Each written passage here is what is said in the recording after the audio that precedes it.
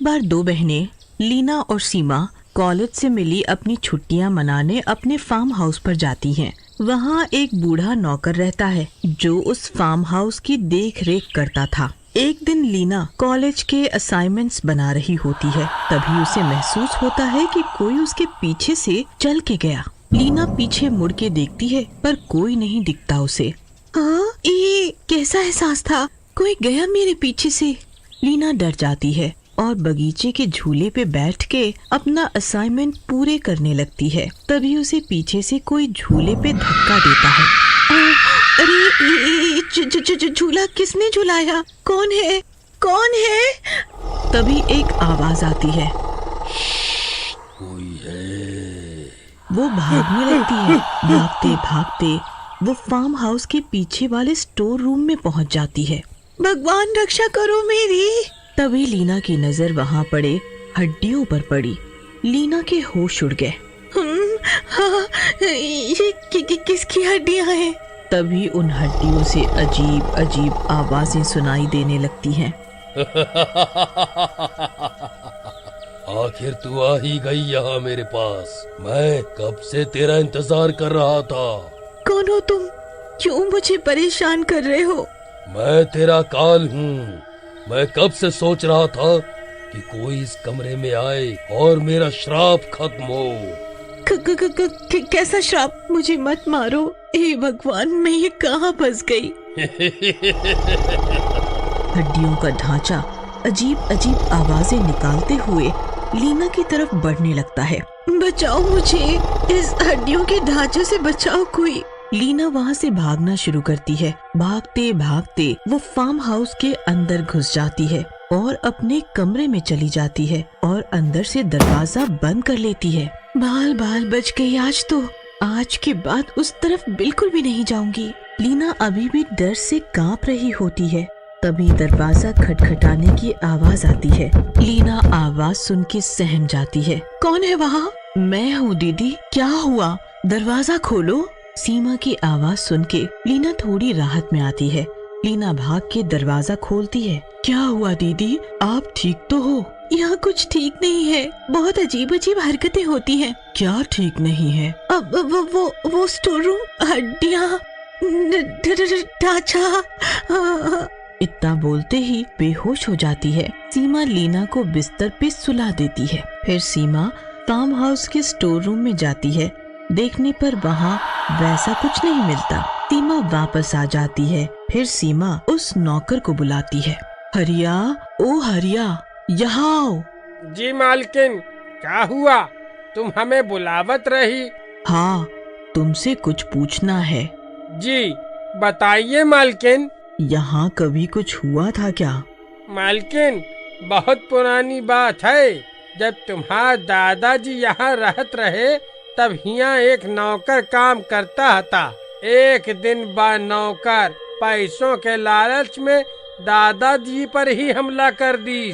फिर क्या हुआ? पर दादाजी का पहले ही जे हमले की खबर है गई। दादाजी व नौकर को फार्म हाउस के पीछे स्टोर रूम में बिना अन्न पानी के जिंदा बंद करवा दी। भूख प्यास से बेसुध नौकर कछु दिनन में तड़प तड़प के मर गई। सीमा ये सुनकर डर जाती है। और हमारे दादाजी इतने कठोर थे, ये तो आज ही पता चला। बा नौकर की हड्डियाँ 22 स्टोर रूम में पड़ी थी। ये भी बोले थे कि बिन हड्डियन में से आवाजें आवत हैं। ये सुन के मानो सीमा के पैरों तले जमीन खिसक गई हो। अरे बाप रे, ये क्या मुसीबत है?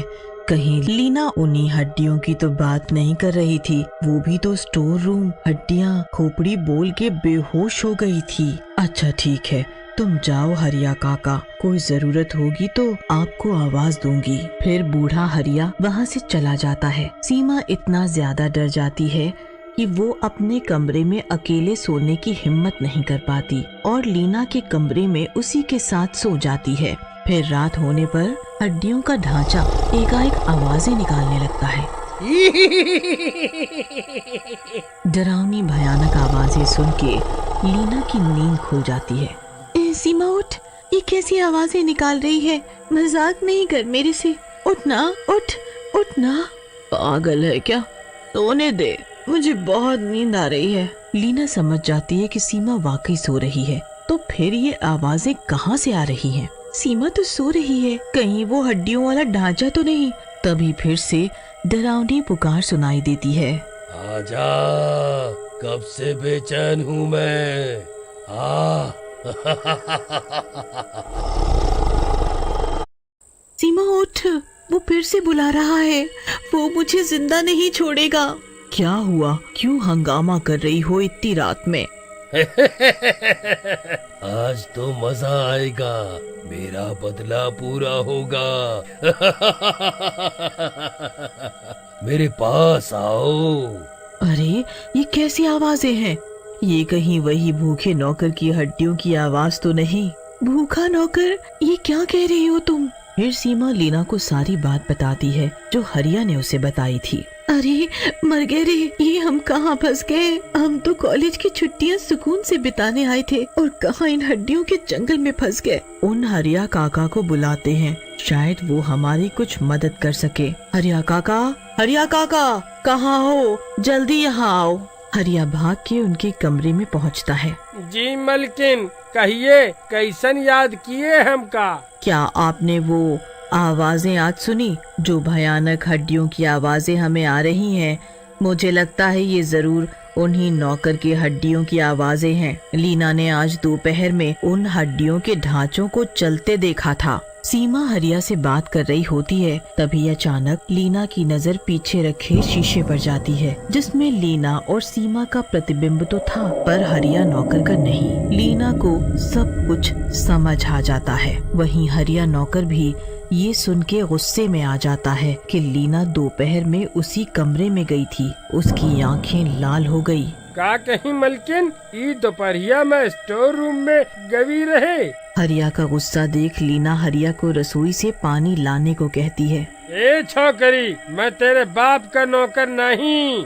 गुर्राते हरिया काका को देख सीमा और लीना डर जाती है। सीमा बाहर भाग, ये कोई हरिया काका नहीं बल्कि उसी नौकर का भूत है। वो हड्डियाँ इसी की है। आगाह करते ही सीमा और लीना दोनों फार्म हाउस के बाहर भागने लगती हैं, पर सीमा भागते समय रसोई से माचिस और मिट्टी के तेल की कट्टी ले लेती है। भागते भागते वो दोनों बगीचे के एक बड़े से पेड़ के पीछे छुप के बैठ जाती हैं।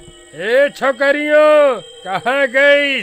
आज हम तुमका जिंदा न छोड़ब। अब तुम दोनों हमारी असलियत जान गई हो। अब तो तुम दोनों का मरण का पड़ी। अब हम इस नौकर के भूत से एक ही तरीके से बच सकते हैं। कैसे बचेंगे? आज ये भूत हमें मार डालेंगे। तभी कहते हैं कि बड़े बुजुर्गों के बुरे काम का फल बच्चों को मिलता है। हमें हमेशा अच्छे कर्म करने चाहिए। हिम्मत रखो, भगवान हमारे साथ है। हमें किसी भी तरह उस स्टोर रूम में जाके इस भूत को उकसाना होगा कि वो अपनी हड्डियों में प्रवेश करे। फिर जैसे ही वो हड्डियों में घुसेगा, हम उस लाश को जला देंगे। इस तरह इस फार्म हाउस को उस भूत से छुटकारा मिल जाएगा। फिर लीना और सीमा हिम्मत करके उस स्टोर रूम में जाती हैं। ये भूत खुद को बहुत ताकतवर समझता है ना? हिम्मत है तो इन हड्डियों में प्रवेश करके दिखा। चुनौती देवत है हमका। हर अब अहन सबक सिखावत है तुम दोनों का। गुस्से में लाल पीला हरिया का भूत उन हड्डियों के ढांचे में प्रवेश कर लेता है और तभी मौका देखते ही सीमा मिट्टी का तेल उस पर डाल देती है। बस आज तेरा खेल खत्म हरिया भूत। हम तो तुझे रखवाला समझते थे, पर तू तो भूत निकला। आज तेरी कहानी खत्म। फिर सीमा माचिस जलाती है और उस पर फेंक देती है। अरे बचाओ बचाओ, बहुत जल रहा है। बचाओ बचाओ, सही नहीं किया हमारे साथ। धोखा, फिर धोखा। तब भी तेरी नीयत साफ नहीं थी और अब भी नहीं, तो ये तो तेरे साथ होना ही था। भगवान भी हमेशा अच्छे और सच्चे लोगों की ही मदद करते हैं। और इस तरह उस श्रापित फार्म हाउस को हरिया भूखे भूत से हमेशा के लिए छुटकारा मिल जाता है।